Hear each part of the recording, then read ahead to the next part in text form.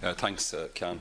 Well, as the Minister knows, the Dublin Bay North, the area I represent here, is we have something like, I think, 5,000 individuals and families on the Dublin City Council housing list, with another 2,500 on the transfer list. And when you add in that part of our constituency, and I see Deputy Broughan here, we have, of course, by far the worst housing list in this country, higher than any other county or the whole of Fingal, the whole of South Dublin.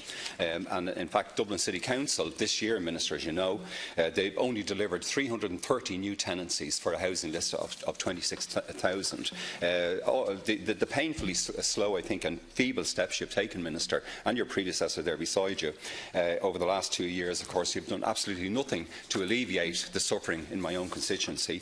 You're still putting families with children into cramped hotel rooms, nearly 18 months after Deputy Coveney, and you might listen, after 18 months after you promised us faithfully that you would end this practice. You're still putting them into hotel rooms, despite the fact that we know from so many studies the damaging impact to children's development, nutrition and well-being. You've then forced the families into hubs. There was supposed to be a 6 weeks turnaround. That hasn't happened. And you refuse to adopt any of the suggestions from this side of the House, including just going and declaring a housing emergency, freezing rents, having a real affordable housing scheme and doing something drastic, in particular about the situation in Dublin. You failed, Minister. You should go. And in fact, the whole Fine Gael party, and indeed your Fianna Fáil predecessors who embarked on this disastrous housing policy, you should be both banished from government for at least a generation.